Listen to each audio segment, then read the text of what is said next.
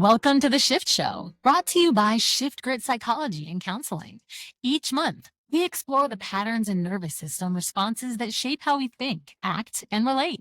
In this episode, host Andrea McTague is joined by registered social worker Geneviève Malina to explore relationship dynamics, the emotional patterns beneath conflict that shape connection. They unpack why the same fights repeat, how attachment and past experiences shape partnership, and why relationship struggles are rarely just about communication. If you want to better understand the dynamics showing up in your romantic relationships, this conversation looks at what's happening underneath. One of the things I say again all the time is the fight's never about what the fight's about. No. Always underneath. It's always underneath. It's never about the dishes.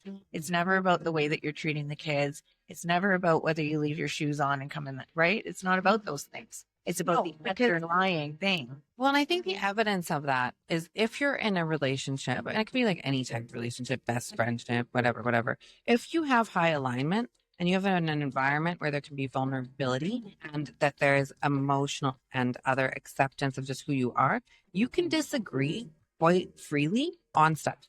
And you disagree on less generally, but you're allowed to disagree on things. You're allowed to have differences of opinions, and the other person's not taking it as like a personal affront. Welcome back to the Shift Show. I'm your host, Andrea McTague. I'm a registered psychologist with ShiftGrit Psychology and Therapy. With Valentine's Day fast approaching, we're leaning into something many of us are thinking about right now: romantic relationships. Not the highlighted reel version, but the real ones. The dynamics beneath the surface that shape how we connect, communicate, and stay emotionally safe with one another. This episode is titled Relationship Dynamics, Creating Healthy, Secure, and Connected Partnerships, and avoiding the ones that aren't so much, or reshaping them. Today, we're exploring the patterns that show up in romantic relationships, how attachment, communication styles, boundaries, and past experiences influence the way we love, argue, withdraw, or pursue connection.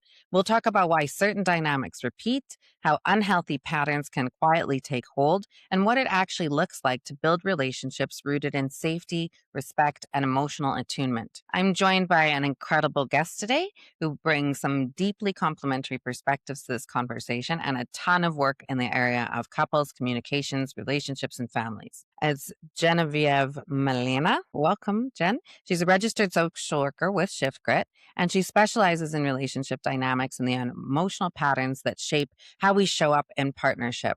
She brings a trauma-informed, compassionate lens to understanding attachment, nervous system responses, and the relational habits that can either strengthen or strain romantic partnerships. So, Jen, welcome to the show. Let's get at it.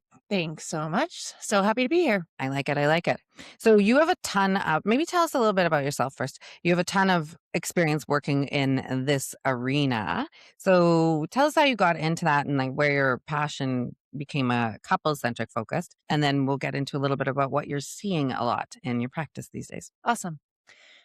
So been around the block a little bit, kind of 20 plus years in the industry, not so much individual therapy, but lots of nonprofit work with very complex families. Lots of families that were struggling to maintain safety for their children, for each other. Lots of work with integrating safety into family relationships and romantic relationships in order to provide safety for the unit as a whole. And then more recently, getting into individual couple therapy, and more so people that are looking to strengthen their relationships, create more health, and a little bit less of a vulnerable sector, which has helped me to help these families that are looking to leverage their health and safety within their relationships. Nice.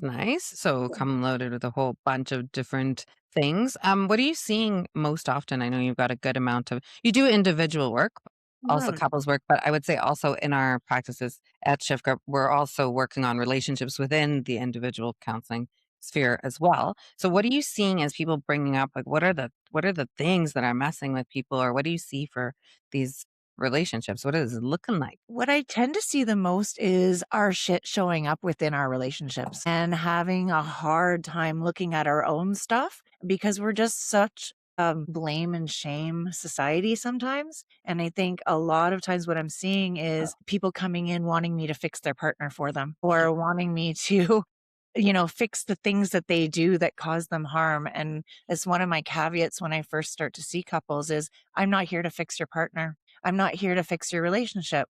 I'm here to help you look at your own stuff so that it's not showing up within your relationship and harming, which it will show up, but we need to identify those things. 100%. I was just talking to somebody about that the other day where it's like, okay, I need to look at like my part, my ownership, because that's the part that you have that you can control. So when somebody comes in and they're like, okay, they're doing this, this, and this, and I hate this, this, and this about them, and blah, blah, blah. How do you turn it around? Like, what are you kind of moving them to refocus on? Well, one of the first things I want to look at is what is coming up for that person when the other person is doing the thing. So one of my questions is always going to be, what is that saying to you about you? What are you saying to yourself about yourself when that guy or that girl isn't putting their laundry in the basket like they're supposed to, and you walk in and you're like, what the fuck? I'm not considerate. You're not considering me. Well, what does that say about you? What does that say about the belief that you have about yourself that, I don't matter. I'm insignificant. Nothing I do matters. Right. And so if we're looking at that, then we can target that without Buddy having to put his shit in the laundry. Right. Yeah, you just like remove the external thing as a trigger, essentially. Right. And we talk a lot about limiting beliefs and we'll talk about them a little bit more. Let's go backwards a little bit into okay, so we use the word like relationship dynamics or the phrase relationship dynamics a lot. What are we actually referring to when we talk about like a dynamic in a relationship? Like, what is that? I think it's the things that we struggle with as far as like internal locus showing up within that relationship. So I don't know if you've seen that. I reference this a lot actually. The sculpture from Burning Man, where you've got the two chicken wire adults and they're Okay. sitting back to back, Yep. cross legged.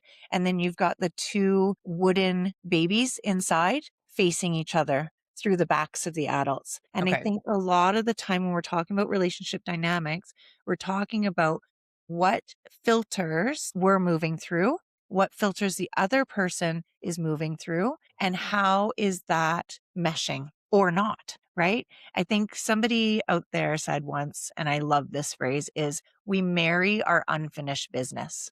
Yes. So I've we're heard bringing our business to our relationships. And I think it can be a really, really beautiful thing when people are endeavored in wanting to leverage and optimize themselves within relationship, because then we move together. But if we've got one person that wants to move, is doing the work, is moving up, is leveraging the other person, unless they try and meet them, the only thing they can do is try and bring that person down so that we can keep each other. I kind of think of it like a balloon, like a helium balloon. If you've Okay. got one person doing the work and they're looking at their shadows, they're looking at their shit, then the only thing that other person can do if they don't decide to do the same thing is grab that string and pull them back down. Well, So and I then think we talk go about ahead. this a lot about like why dynamics are so sticky. Cause I mean, I think most people have had the experience of being in a relationship and it's like the same, different version, same fight on a loop. And that dynamic is kind of just like floating and floating. And then that becomes like the dynamic in the relationship, right? Like it's essentially another word for like the pattern in the Mm-hmm. relationship. And I think Mm-hmm. that if we change, right? Like if you change, I always tell my clients like one of two things is going to happen. Either you change the way you're behaving, you're reacting, your emotional landscape, even the energy that you bring into that room, and then people will either move up and meet you there because they have to Mm-hmm. do something different because you're doing something Right. different because they got to react differently. So sometimes they come up and they changes the partner and it changes and strengthens the relationship. And Mm-hmm. then other times I think you've got that helium balloon pulling down scenario where that person for whatever reason, not necessarily anything malicious, sometimes it is, It's where just not they right can't, fit. they're not there, it's not happening. And Yep. then you have somebody going, okay, maybe this isn't a fit, right? Or Mm-hmm. which we get to sometimes. Mm-hmm. So you had mentioned something about the unfinished business that we have, the stuff from our Mm-hmm. previous, like from our growing up and all of that, Mm-hmm. our previous experiences end up being a component of why people repeat certain similar relationship patterns. Because this is also something we see across different relationships Mm-hmm. sometimes Yeah, happening. not just romantic. Yeah. Yeah. Can you talk about a little, like, what is that? Like, what are those things? And then why do they come into and we see it a lot in romantic relationships. It might not show up anywhere else in their life, but it's going to blow up in romantic relationships. Why Yeah. does that happen? Well, I think there's a number of complicating factors there. First of all, sex, right? We're releasing different hormones when we're engaged in an intimate physical relationship, right? I've got a lot of people who come to see me individually who talk about their romantic relationships as the thing that causes them so much harm and strife and upheaval,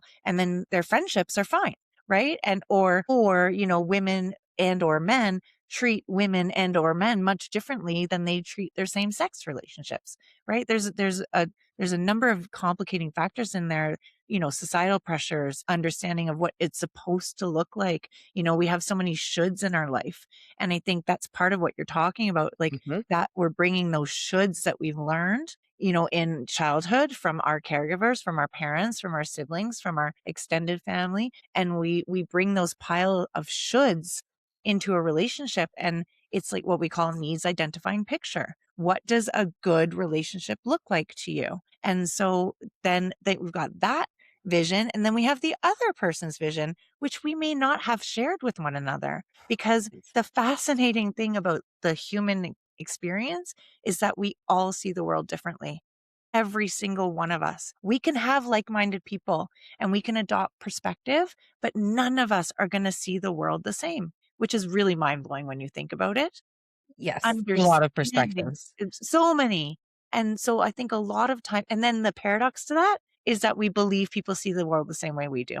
Oh, that's a And fun, so, fun little yeah, game, right? yeah, And then you're like, okay, also try to find some alignment in that, right. right? And But that's, so yeah. we talk about like our pattern theory a lot. Hmm. Um, and I see often when I'm working with individuals or couples or whatever, where there's a pattern that they have. So you mentioned the laundry basket kind of example, and it being interpreted through this lens of like, I don't matter, I'm insignificant, this means that I'm nothing. So it's like attributing a deeper, bigger, amplified meaning to whatever the instance is. It's like Which is maybe they were just usually a thinking about something. minuscule thing, right? And not that the constant missing of the laundry basket is minuscule, but really in the grand scheme of things, it's not that big of a deal. But it brings this big feeling up for us, Or it right? wasn't done with that intention, like, it was Right. just done with a different sort of thing, and Yeah, not like we're saying, like, everybody should just do whatever they want and not consider their right. partner because that's the other piece of that, right? Sometimes it is, but I think one of the ways we go in is we look at identifying those recurring patterns and how they clash, because sometimes they don't clash, sometimes they're complementary, right? Totally. I always Agreed. think of the, example, I've got 2 friends, they're married to each other, and one of them has to be in control of everything all the time, like every single decision, which sounds in individual therapy land would be like maybe a little rigid, but in their relationship, the other one doesn't want anything to do with decision making, complete abdication, just be like, yeah, you pick the thing, I trust you, let's go with that. So it creates this like massive amount of stability. But sometimes we see the opposite. And if we think about like the Mr. Control person with another control person, then you're just going to have I need to control that dysfunctional need, and then another person with the same dysfunctional need, and it's just gonna clash and create a ton of destabilization in that relationship, Hmm. right? Well, and if we're looking at those things in a regulated versus dysregulated state, it changes everything too. So if you've got a partner that struggles with I am powerless, Mhm. and you have a controlling, maybe rigid partner when they're dysregulated, and they're maybe controlling or organized or a leader in a regulated state, which actually behooves the other person. Mm. But if they're coming from a situation or experience, maybe it's work, maybe it's an interaction with somebody else, and they're coming home and they're feeling really powerless, and then you've got a bossy bitch wife who's like, do this, do that, do the other thing, where that might not be triggering on one day, it might be triggering on another day, Yeah, right? Because it might have shown up in another part of their life. And then we get to where one of the things I notice a lot in relationship is blame and shame of the other partner for how we're feeling. When really those feelings were already there. They were already there, but they get triggered and by our intimate partners the most because we're with each 100%. other so much, right? Well, and I think we're not explaining often too. Like we don't explain the context of this is what it means to me. Because if you go straight into like the blame shame scenario, you're like, you did this, you did that, you blah blah blah. You need to change this. But if you explain the context of like, when this happens, this is how I feel because whatever, then you can kind of start to get a little bit of movement, not from every partner too, but Yeah. like from that midline where there is a From the check. partners that are willing to endeavor with you. But Yes. then, just even listening to you do that, how much work is that? We don't want to Mhm. work. This is what we don't work hard in our relationships sometimes. We just go to the blame and shame because it's easier to just lose our shit, call him a piece of crap, walk out of the room and basically give away all of our power in those moments because we're being impulsive, Well, it's right? also more ego protective. Like if we Right. can walk around and we're like, I'm right, she did Yes. this to me, blah, blah, blah, blah. Yes, That makes her exactly. terrible. I'm superior. And Right. that's where Because we see like certain other patterns, like I'm less than, I need to be yes. more and Yes, and power I think things. that's particularly indicative in romantic relationships because there is this one-upmanship sometimes Hmm. where if you're right, then I'm wrong, which isn't the case because No. multiple truths, there can be lots of things that are true at once, but when we get into this competitiveness, right, around I'm only significant if you're not, Well, it's a right? real deal breaker, like with the competitiveness within relationships, Mhm, is it signals like a lack of alignment, right? Like if we're on the same sports team or whatever, I can't be competing with you. I got to be competing with the other mhm, team. And I was like, if you're in a healthy relationship, you're not competing internally, you're competing with the world or you're doing something with right. the world, right? Like same sort of team. But I don't think that people try to get into those. I do think that certain patterns from childhood tend to lend themselves to creating that, but they can Mhm, get stuck in that like competitive loop. So when you see a couple and they are in that like tit for tat, one upmanship, mhm, like that competitive loop, or well, you did this, well, you did mhm, that, blah, blah, blah, blah, mhm. blah, kind of thing. How do you start to get them contemplating that so that they can break that loop? Mhm. Well, I tell them first and foremost, you can bicker on your own time. We're not here to bicker. I'm not doing you a service if I just let you play out your old patterns. We're going to get underneath and we're going to understand now what is the drive of you needing to be understood in this moment, in this tit for tat. Why does your tat need to be understood? What is that going to do for you? And I think also we often look to the person that has hurt us to resolve the issue when really it's an internal first. It's an internal what's happening first. And you talked about ego protectiveness. And I really think when we talk about marrying our unfinished business, Mhm. that we invite people into our lives that are going to solidify those limiting beliefs for us because Yes. our Yeah. ego Yeah. wants to be right. Our ego wants to be right, wants to be correct, even when those limiting beliefs are getting in our way and are detrimental to us and Yeah. are keeping us stuck. But our ego is like, nope, that's correct. You are insignificant. You don't matter. And here's the evidence socks all over the floor, dirty bathroom when you asked it to be clean, right?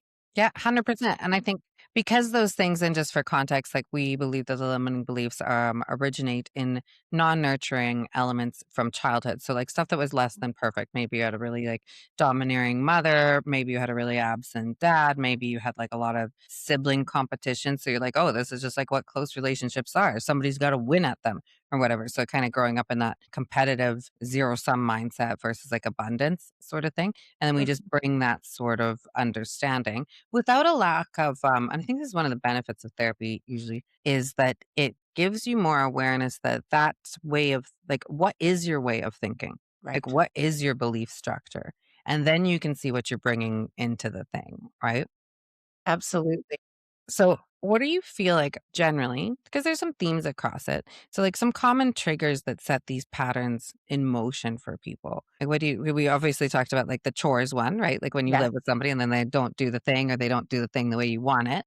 That would be Mhm. a trigger that we see as like a little hint at what this underlying dynamic is. What are some of those other hints that you're seeing like coming up for people? I tend to really look for power differential. So how big is the gap? Because we're going to switch back and forth sometimes. In a healthy relationship, we're going to switch back and forth of, who's in control here or who's giving 80, who's giving 20 today because we have to take turns, right? We're not always at 100 every day. None of us Mhm. are. So I look at how big is the gap? How much work do we need to do to close that gap so that we have more understanding of where the other person is coming from? Also, compassion, empathy, that real want or desire to understand where the other person is coming from. So the way to do that is we have to reduce defensiveness.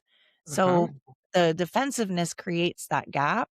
And if we're constantly defending ourselves when our partners are bringing us things, then we're just going to be stuck in that loop that you're talking about. Yeah, or Right? alternatively, when you bring something to your partner and they're defensive, and then you feel like you're like, okay, well, I have to like prove why I feel this or prove why my emotional experience is valid.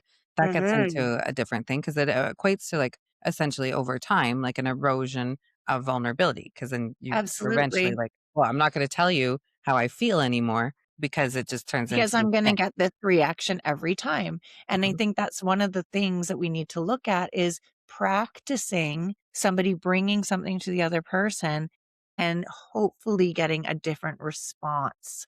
And so training really responses to be different so that people aren't afraid to bring things to each other, because then we stop bringing stuff to one another.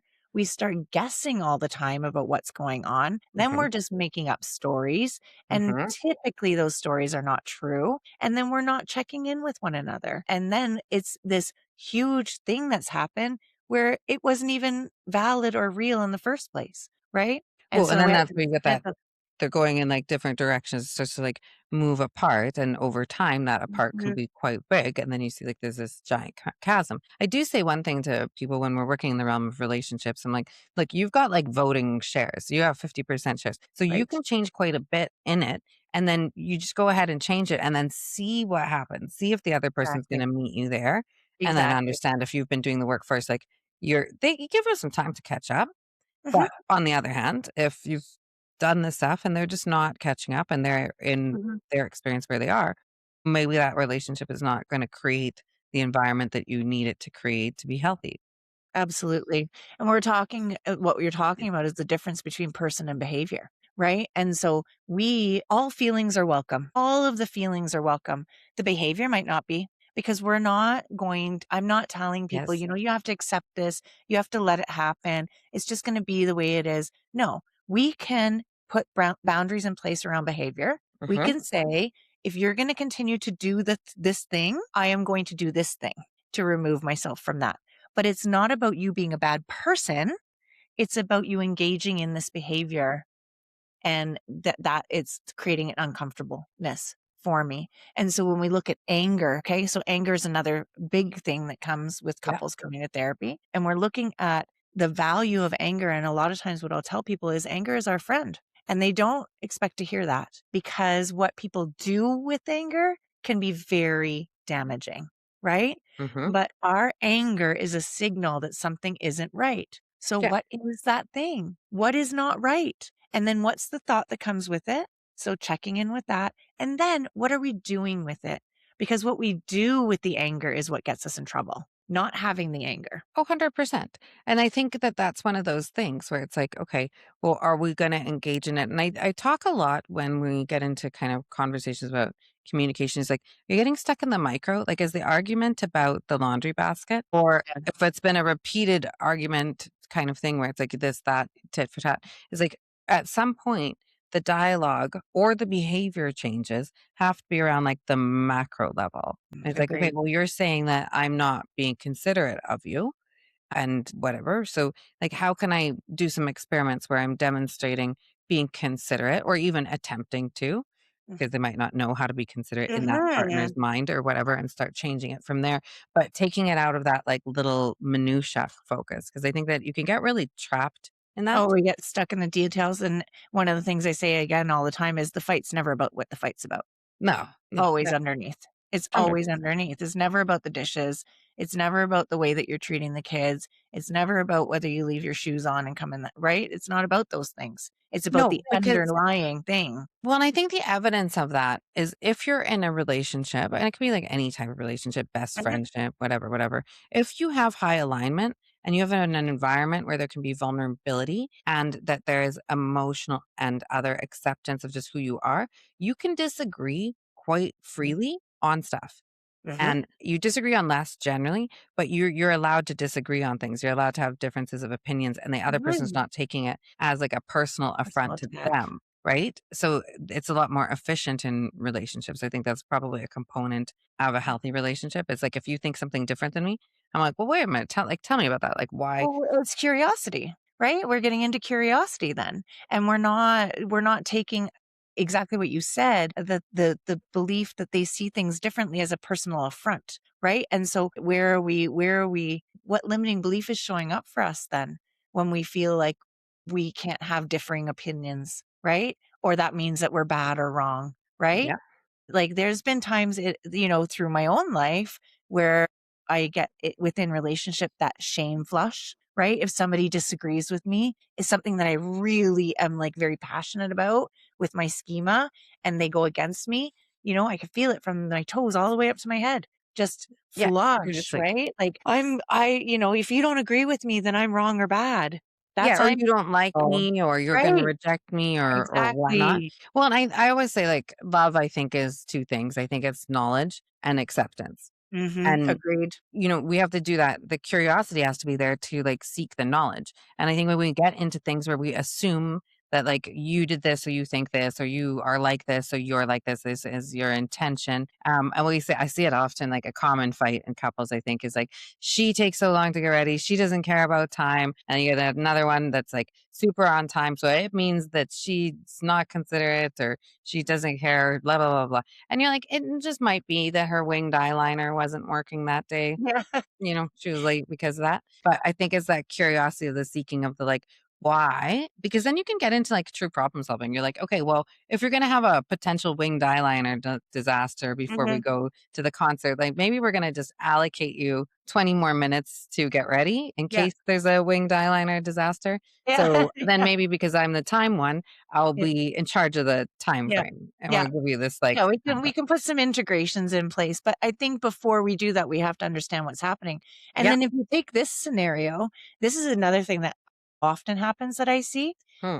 The impounded hurt around that. Maybe she's taking that extra time because she wants to look good on his arm for this event, Yeah. right? And so then when you're being scolded for taking so much time or feeling like you're being scolded, then Mhm. it's a double whammy because it's like, you know what? I was just trying to show up as my best self for you. And now that's not even important to you, So right? eventually you'll get this kind of like, well, to hell with that then. And then this kind of like Right. abdication, Fuck you. I'm not avoidance. even gonna try now. Why am I Exactly. even trying to show up for you? You don't give a fuck anyway, right? 100%. Because I think it's like, if consideration is kind of the behavioral language of love, Mhm. that's a big thing, right? It's like you have to continue to want to be considerate of your partner, and your partner's got to be considerate of you, even if that consideration makes zero sense Yeah, to to you. you You're at like, the I don't know time. why I would like her without the winged eyeliner. I don't Yeah, even really like. I don't know why it's a big thing, right. but it's not about you justifying her that she's doing. It's about just like understanding the intent behind it. Exactly. And this is one thing I say to couples all the time. And when I used to teach in big groups, when we did, talking about communication and separation, one of the major things I would say to people is if you leave here with nothing else today, I want you to leave here with understanding what validation means. And validation we don't need to agree with why the person feels that way. We don't need to agree with that. We don't need to agree with that at all, but we do need to agree with the feeling. We have to agree with the feeling. Otherwise, we're not validating. So you don't have to agree that she's having a meltdown and now has to do both eyes again because she's bawling. You don't have to agree that she's melting down over winged eyeliner. You don't have to agree with that, but you have to agree with what's happening right now, right? I can see something's happening right now for you. Yeah, and I think we get into major danger when a relationship gets to the point where the other person is experiencing a negative emotion and it is dismissed Yes. or Yes. just or invalidated. Like you shouldn't Yes. be having that mountain. Like that's a stupid thing. Right. Da, da, da, da, da. Why are you crying? Yeah, Like, like get over it. We have to get out of get here. over And it, we have to go. Right, exactly. exactly. And And you that go, takes longer for the person to get over it. yes, it's inefficient, but Yeah. it's also like gives them the message that this is not a safe relationship. Your feelings do not matter at that point, and that's when we get into actual because I think we're talking about, the patterns creating these triggers in us and these Mhm, sensitivities towards this reaction or that reaction, which can be compiled and they can be really affect our lens. But mhm, then there is the other side of it where the thing is actually happening. Like somebody is actually invalidating your emotional experience mhm, or who you are mhm, or what's important to you or whatever. mhm. How do you kind of differentiate? Because those things get kind of mushed together. How Right. do you differentiate? And maybe there is a little blurry part where it is both. What does Mhm. that look like? Yeah, well, that's exactly that minutia that you're talking about, right? And so one of the ways we work with that is we reduce that defensiveness, and we also look at what is the information, what filter is your information going through, right? If we are invalidating our partner, it's because we're feeling some kind of way. And so things like, "Oh, well, I'm just an ogre then. I'm just a bad guy then. I'm just the one that's in the wrong then." Right? No, that's defensive. This isn't about you, actually. And so putting those feelings to the side just for a minute, or those thoughts, more so not feelings, the thoughts about ourselves, the thoughts about what's coming up for us in that moment, and really being genuinely curious as to what's going on for the other person can be very difficult in relationship because our filters show up and we are not even aware of them. We're not even aware that they're there. So identifying those filters, and when I'm saying filters, I'm saying limiting beliefs about us Mhm. ourselves, Yeah. right? And being able to just put them aside just for a minute. So I practice that in session, and it can be really hard for people to actually get in the ditch of feeling with the other person, And they're right? like, "Oh, like, I just wanted to put this aside and get on Yeah. with things," which of course Yeah. never it's just stockpile stuff. It's like dirty Yes. dishes in a sink. It's like, it's easier if you clean the first dish. Otherwise, you got a whole bunch of them, which is how we get into, I think, these unresolved dynamics that continue to, Mhm. like, flip and flip and flip. Um, let's talk a little bit about how do past relationships and I think everyone comes to their current relationship with some stuff, whether it's from like Mhm. childhood or a school experience or past Mhm. relationships. How do they shape our behaviors and those relationship dynamics? Like, how do they like wiggle in? Like, why do we sometimes see somebody who's had like five versions of the same type of relationship or pick Mhm. five of the same type of partner when it didn't work with that type of partner in the first place? Mhm. What's Mhm. going on there? Well, they haven't looked at their shit, right? They haven't looked at the stuff that's going on for them that drives them to pick that same partner over and over. It's familiarity. It's habituation to the cycle. And if we're not breaking the cycle and the pattern of what we experienced in childhood or what we believe to be about ourselves, true, Hmm. right? I'm not good enough. I don't deserve. I am worthless, so I have to give more, right? I Yeah. remember I've had a series of relationships and leaving one that I had been in for quite a while and being on my own for quite a bit and not really knowing what kind of relationship I was going to end up in again because I didn't know. I knew I didn't want that anymore. I Yeah. knew I didn't want to be in a relationship where I was giving and not getting that reciprocation. But then what else was out there? And I really didn't know. I had to look at my own stuff to Oh, 100%. understand, right? Well, and I think that it goes back to, like, say, with that sort of thing, we go into a thing where we go, okay, well, why did I pick someone or why did I shape this dynamic? 'Cause sometimes the person isn't like that and we make it into a giving, giving, giving, Mhm, giving dynamic, right? And we see that mhm, quite often where one partner is in the position of like taking, taking, taking. I talk about one of the limiting beliefs that we always see with that. One of the limiting belief patterns is I'm worthless, which sounds like a super harsh one. And people aren't like walking around in their head being like, I'm worthless today. But we see it show up in the dysfunctional need. So the dysfunctional need for I'm worthless is I need to provide value. Well, mhm, if you only feel good and comfortable, if you're providing value, you mhm. are going to pick a person, That partner too.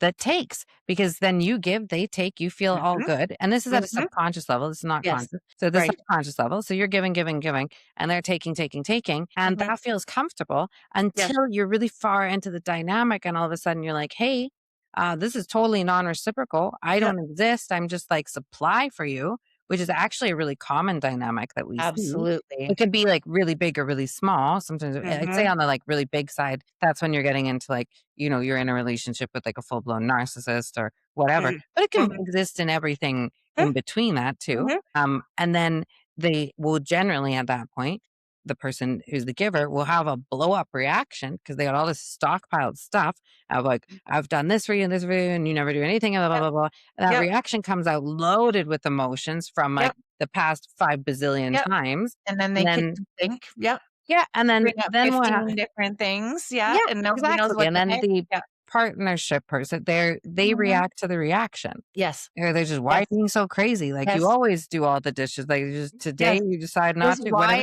why are we shifting the culture? This is just the way it's been. Exactly. This is what we agreed to. So Which what you're also talking sounds about. like gaslighting often Yeah, at that point. absolutely.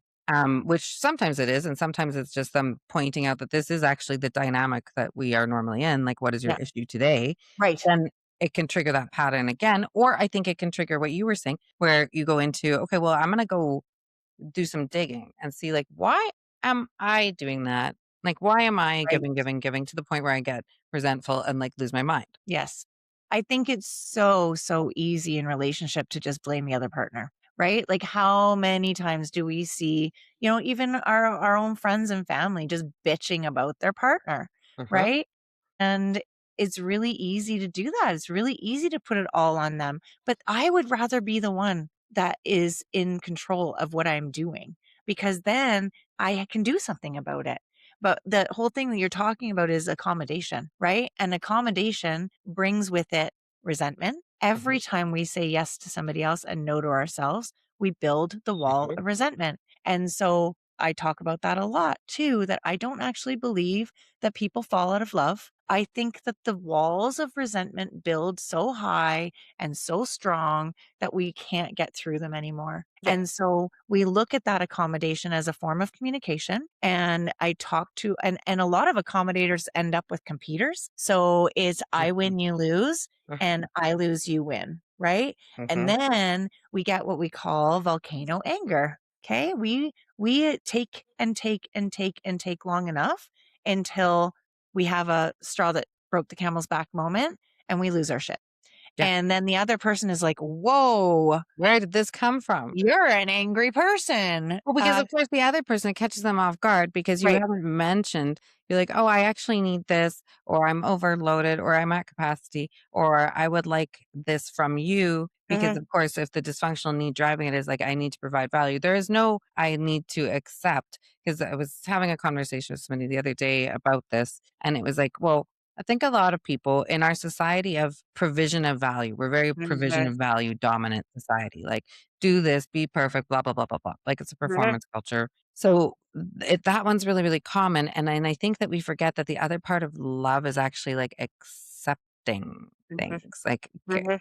Mhm. being, Mhm. stating Well, these and not just intentions. being so nitpicky, right? Like, we all have things that our partners do that annoy us. We all do. But you know what? If we're going to nitpick and take every single one of those things and compile them and then throw them all at the person all at once, they don't know how to decipher. They don't know where to go with it. And also, we are in a culture where we haven't learned how to communicate in a healthy, effective way. And that comes from, our childhoods, our non nurturing elements. For myself, I really had to learn that if I'm feeling overwhelmed, frustrated, overloaded, I have to use words to do that. I'm not, slamming cupboard doors or putting a coffee cup harder down on the counter, right?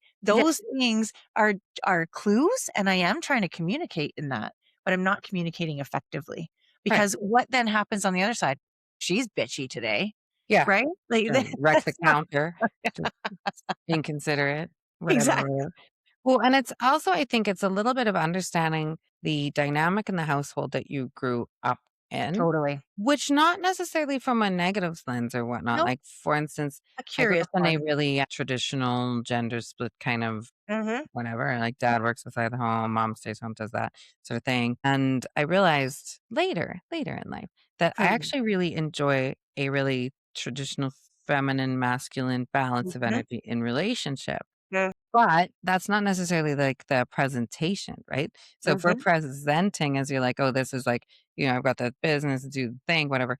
But that's not necessarily the balance that works because the underlying programming is I expect you to occupy this thing because I expect to be able to occupy this role. And you Uh-huh, bring in all of these expectations, which we then don't put words to and just uh-huh, slam the coffee cup or whatnot uh-huh, on top of all uh-huh, of those pieces. uh-huh. Are you seeing any specific patterns that you think are coming up more and more because we have had this evolution in society from a really clear girls do this, boys do that, and now we've like Mhm, moved into, you mhm, know, a lot of there's a little bit more of fluidity on the uh-huh, roles, who's doing what, who you're with, all of uh-huh, that kind of stuff. uh-huh. Are you seeing certain patterns kind of coming out around that? Yes, I am. So you're talking more about like the pink blue Yeah, yeah. dynamic, Yeah. right? The traditional dynamic. And Rules. I think yes, I think that, well, there's a couple of different things. And I'm speaking, stereotypically men, women, Yeah. right? Like cisgendered relationships. We'll say, but generally, I would say like this accounts for like the masculine or feminine energy. So that Energy. might Yes. be occupied by a different gender. That's our little Mhm. caveat on it because I think that's more Mhm. the energy exchange thing.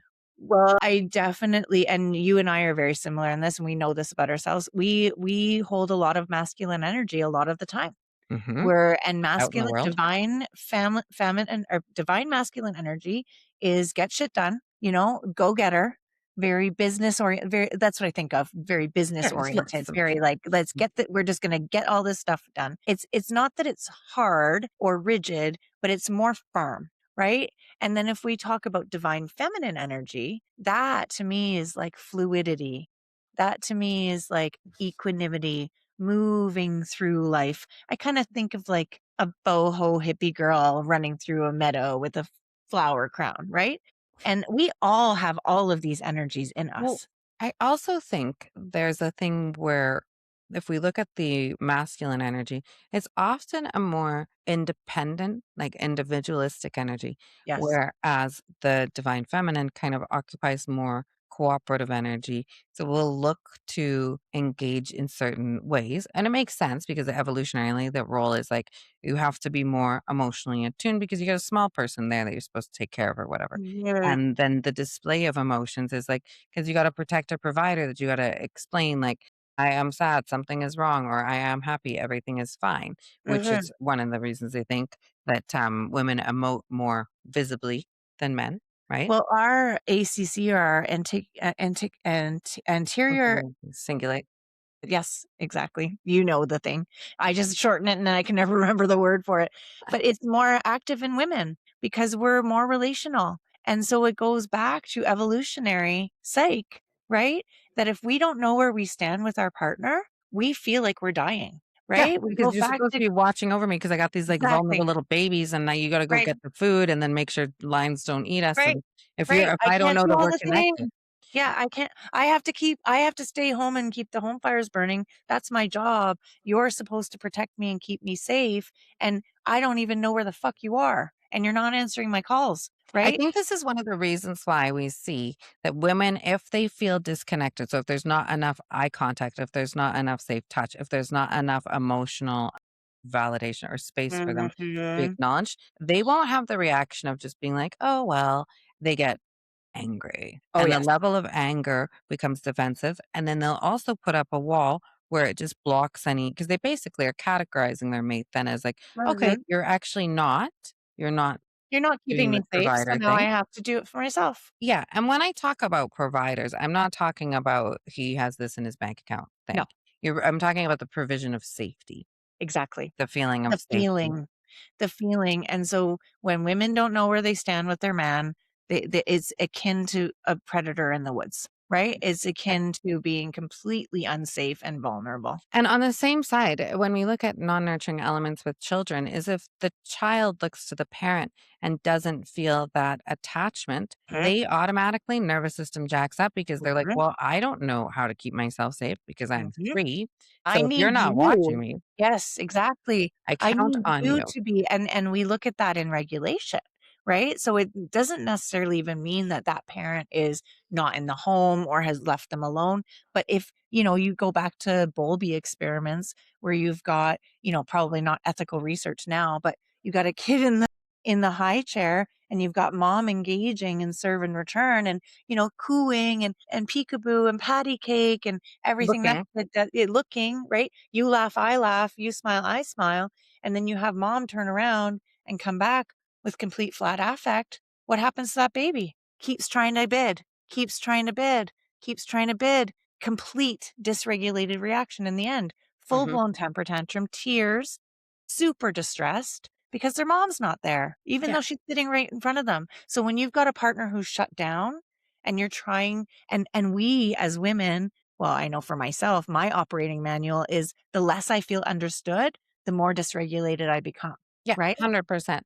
And I wonder, like, I see a lot of this being amplified, especially post COVID, with the increased use of Mhm, screens and mhm, phones. So mhm, you're in the same room, but mhm, partner's got the mhm, phone out and is on it. And this goes both ways, but I'm seeing more complaints probably from the women about the guys being on the phones, which makes mhm, sense because they're kind of a little bit more oriented to objects. mhm, But it's creating this semblance of we're having a relationship because we're sitting in the same room, but the attention, which is currency in a relationship, is mhm, actually going towards the thing, the mhm, phone or the TV or the whatever, the hockey game or whatever, rather than that person. So it's creating that nervous system dysregulation, and mhm. I both on the child side and on the romantic partner side, and I think it's really doing some serious damage, I which is agree. why I think we're seeing like an increase in marital discord, increase in divorces, increase in a It's whole a bunch lack of of things. connection. Mm. It's a lack of connection, you know? I love the concept of having, like, a phone box on the table, and so everyone puts their phones away. You know, I used to work in the restaurant industry, and you're serving people, and both people are on their phones, like, You're like, where's the "What's date? going on?" What's going on here, right? So as we talk about the influence that the phones and the screens and stuff like that are having on relationships, because I see that brought up over and over again with couples, and I talk about how, whatever you did to fall in love, you kind of have to do to stay in love. But Mhm.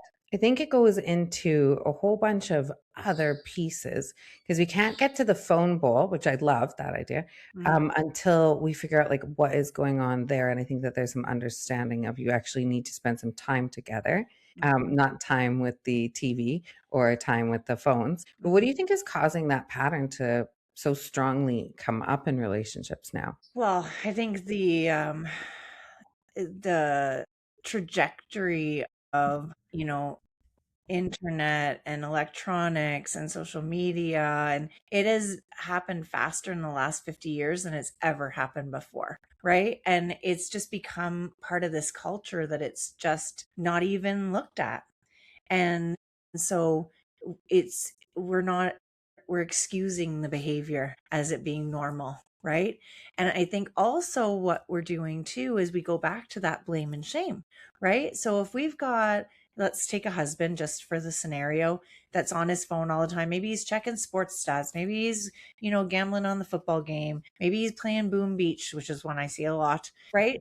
And then the wife is sitting there feeling, you know, invisible, Alone? feeling alone, even when somebody's right there beside them. And then what do we go to? You're always on your fucking phone. Why don't we talk anymore? Why don't we do anything? And when really we want to bring it back to, I really would like some close time with you. I Mhm. really need some time, just you and I. Can we maybe play a game, or Have a can bit we of go for fun. a walk? It's more about emoting. And the reason why people don't do that is because it's very vulnerable, right? Yes. So Yeah. if we're going to ask for what we need from somebody who we're already feeling disconnected from, also, we have to learn how to ask for what we need properly, right? Yeah. Instead 100%. of slamming the coffee cup down on the counter, Yeah. right? Or on that couch with somebody on their phone. And then what happens? You Or turn even away. like going back to like identifying what you need. So like Mhm. that's one thing that we play with a lot in relationship land is the identification of needs. Because Right, sometimes it's just like I'm pissed because you're on your phone. Okay, well, what need is there that is right. not being met? What's Because not at being met? the baseline, you're looking at is your partner meeting your needs? Are you meeting Mhm, their needs? And then mhm, that's what creates the stabilization and mhm. dynamics. But so often we don't know like what is it? We don't. We also don't know that whatever's going on for that other person is about them, not us, right? So when we've got people on their phones, okay, so there's 5 levels of dissociation, right? The Mhm, worst level, the biggest level is amnesia, right? Where we mhm. don't remember anything. The first level, which is natural for all of us, is watching TV, on our phone, reading a book, doing something. And somebody's Autopilot like, drive to work. Andrea, Andrea, Andrea, and you're not hearing them. You're not ignoring them. You don't hear them. You're dissociated. And that is a normal level. And that's normal for people when they're on their phones. Yeah, Our brains can't checked do out. more than one thing at once. We think multitasking is a thing. It's not. Our brains are attuned to doing one thing and then doing another thing, one thing, doing I think another. all that driving and talking on the cell phone research Right. definitely demonstrated that. You're like, you're not doing Exactly. anything well. Exactly. You're Both have to be half-assing integrated. both. So if you've got somebody that's on their phone and they're half turning to you, they're still not with you. So that ask of, do you have a second? Can you put your phone down for just a second? I really need to talk to you about something. Undivided attention is a lost art. It's a Yeah. lost art. Which I Right? think we have to build the environments for and build the expectation for. And Right. then it makes everything a lot better because at the first part, you're doing eye contact, right? We look at eye contact is so huge with humans and attachment, whether it's like mother to a newborn baby or whether it's, first date, gazing across the table, Mhm. look deep into each other's eyes. There's a reason it's spoken about by all the poets and Well, it's a songs and all that physiological thing. reaction. Yeah. Babies need to do that, right? Babies look at our eyes, and if our pupils dilate, well, first theirs do, because theirs dilate so that we're like, that baby loves me, right? And then ours will dilate. And then what do? We care for them, right? Yeah. Because now we're attached to them.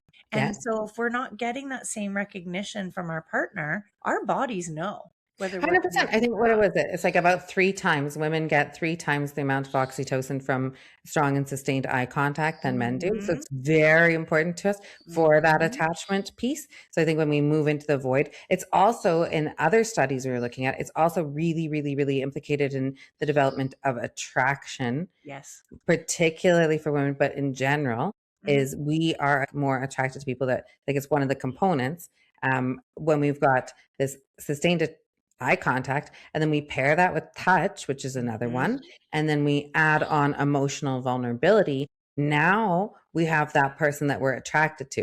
And I think we've all had partners where maybe you're like, there's the guy that's like, okay, he looks like he fell out of GQ, he's aesthetically pleasing to Yes. like an objective level, you're like, okay, but that doesn't mean that he's the person that we're most attracted to, No. because that attraction comes out of those 3 things plus a bit of chemistry, which Mhm. I usually check that box off. I'm like, generally speaking, if you come into my office and you're in a relationship with somebody, there was some chemistry Something 90% of the time, happened. right? Yeah. Exactly. So we're like, okay, well, that one's there.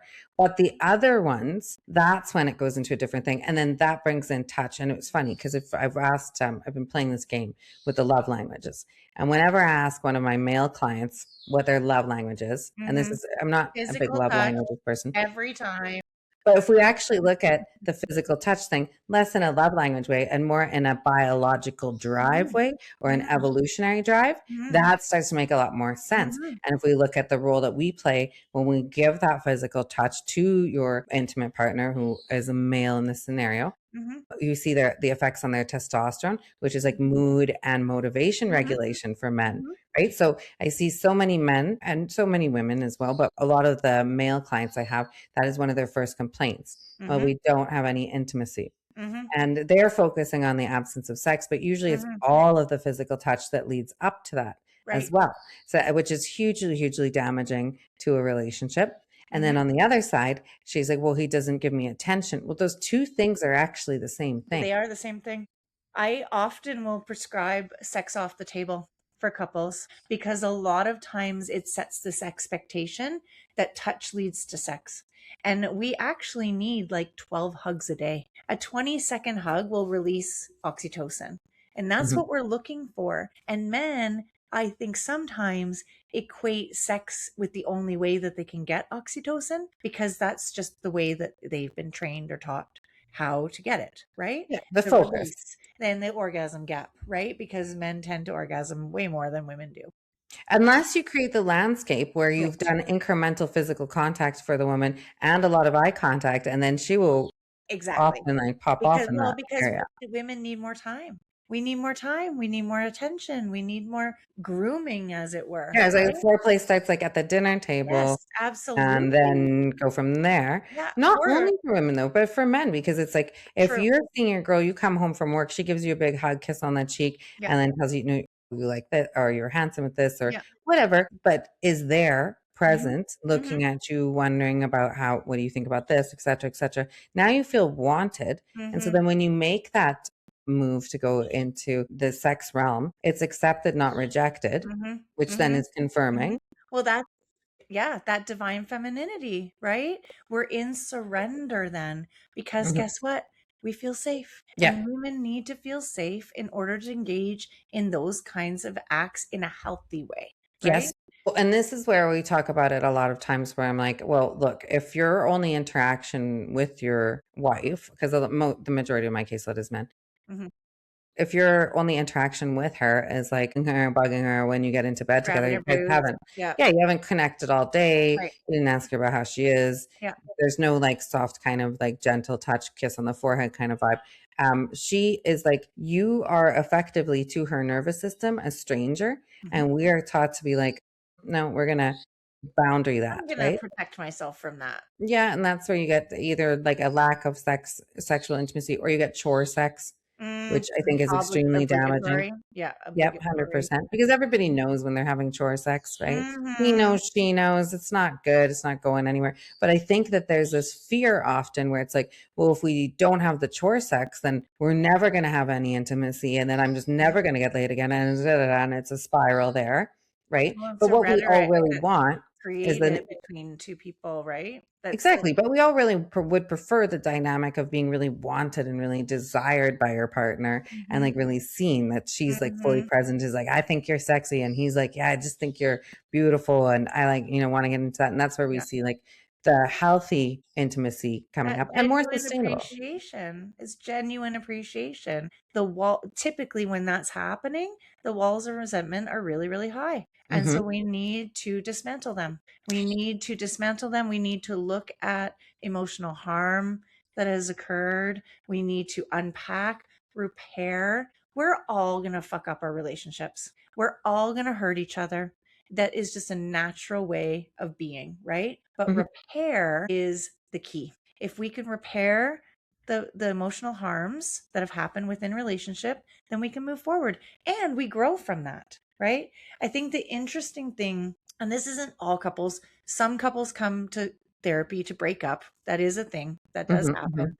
Yeah. But for the most part, if each individual is engaged in wanting to thrive in the relationship, the interesting thing that they sometimes don't realize is all of these conflicts, all of these challenges, all of these butting heads, all of these desperate attempts to be understood are because we want to keep one another. We want to Hmm. keep one another. Yeah. And if we didn't, then we'd be gone because I say that's why when I see people where they've been doing that, they've been having the little arguments and tiffs, or approaching and approaching.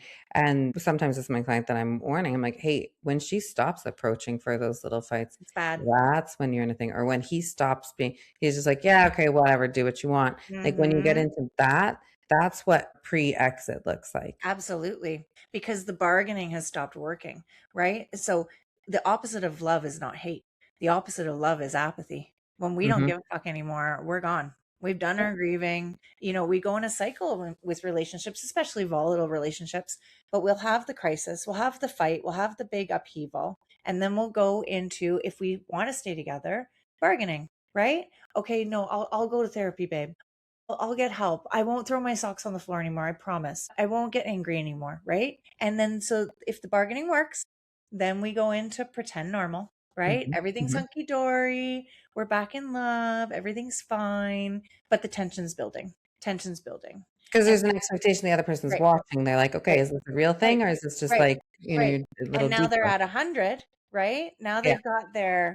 Now they've got their full I'm go mode suit on, right? Whatever show it is, whatever mask it would, the 100%. But you can only sustain that for so long because it's not real, right? It's Hmm. not, it's not, it's coming from a place of desperation. I don't want to lose you.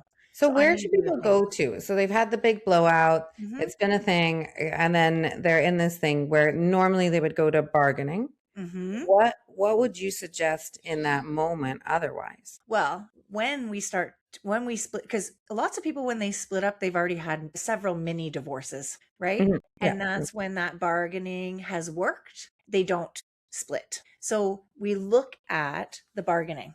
We look at, this is your desperate attempt to keep this, but what if we moved that to a different place in the cycle? Right?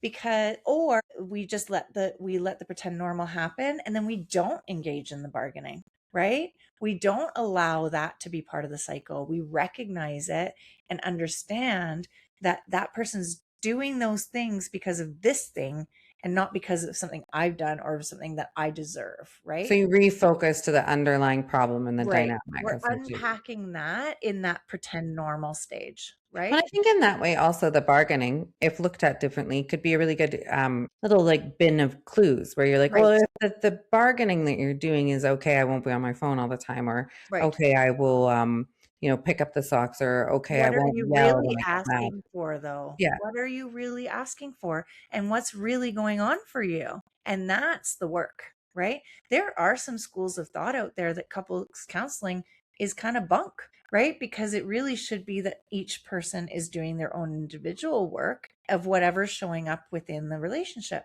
which I do believe to be true. But then I do believe there's a reconvening that has to Mhm. happen, and a sharing of, this is what I've learned about myself. This is why I show up this way when this thing happens. And I have Right? some interesting opinions about couples therapy. I think it's like in general, if we go overarching, does it have benefit? Yeah.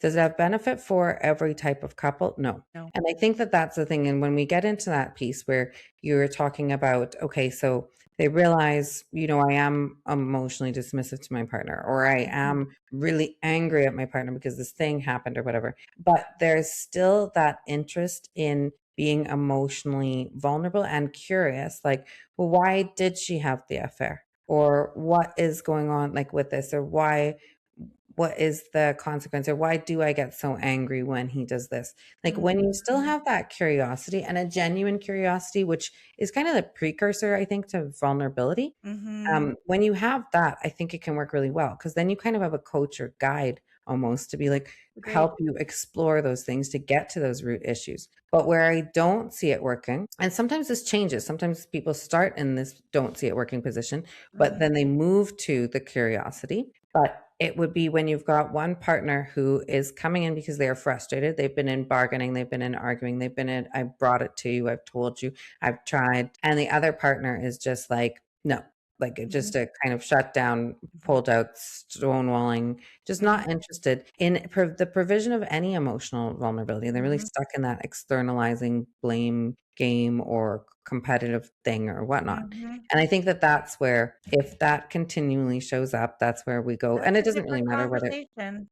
different conversation. That's a different conversation. And one of the things I say to my couples too is, we're not focusing on outcome. If you stay together, you stay together. If you don't stay together, you don't stay together.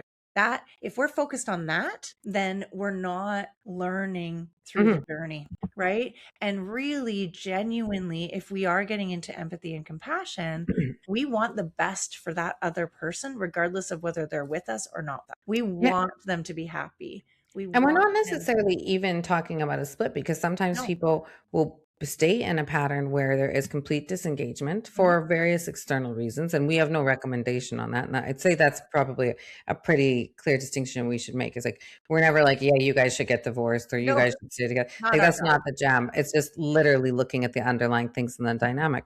And sometimes you see that there is just stuff in that dynamic that is not a fit and it's not going to be a fit. And then you go, well, like, what are the effects? Then this is where I like to go with it with my clients is what are the effects? What is the opportunity cost of remaining in this dynamic that is mismatched, unhealthy, whatever it is, Mhm, mhm. or like not Or without the participation of the other person. right. And then, you've got other limiting beliefs that show up in those kinds of scenarios, like, I'm a failure if I Mhm. let this fail. I didn't do when I needed to do. And for women, that needs identifying picture, especially if there's children involved, is I must keep my family together. Oh, I see that Right? with the guys though too, Yeah. right? Like, Mm-hmm. I don't want to leave because the kids, I'm going to True. ruin their thing, and I'm a Yeah. terrible person, and do, and Mm-hmm. whatnot and whatnot. And I think I'm that failing as a man and as a husband and as a provider and all of like I all of that. failed to keep it together. I failed to be in the divine masculine, right? So, what do you think it is then? To just get into some strategies. So, we've talked about the identification of one's patterns being Mm-hmm. really, really handy to know, and just biases, perspectives, expectations, like that you know what it is actually that you need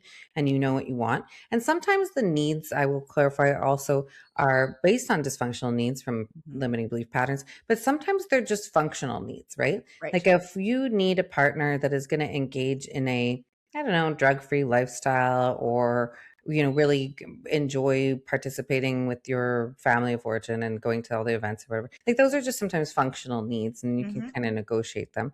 Mm-hmm. Some of them are deal breakers. We see Mm-hmm. this a lot with monogamy, right? Mm-hmm. One partner is extremely monogamous, the other person's like, well, I want to like try to do X and Y and Z, whatever. So sometimes it's that kind of stuff. But if you see people and they're kind of struggling first stage to identify these needs, Mm-hmm. would you say that couples therapy or individual therapy is the better venue to do that? I would say that if those needs are not identified and people don't actually even understand what they need, that's an individual issue.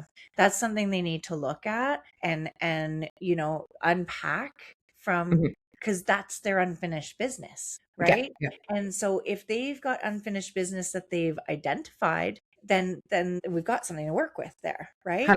But if 100%. it's not even identified, and that other person is just continually triggering them without any movement towards understanding, then there's some individual work that needs to be done there. And that's kind of where I agree with you, because I see people individually, and then we realize that a lot of these needs are dysfunctional needs related to limiting beliefs, related to past crap. We go ahead and we've got a great little technique to like clean those up, just sketch them from their brains.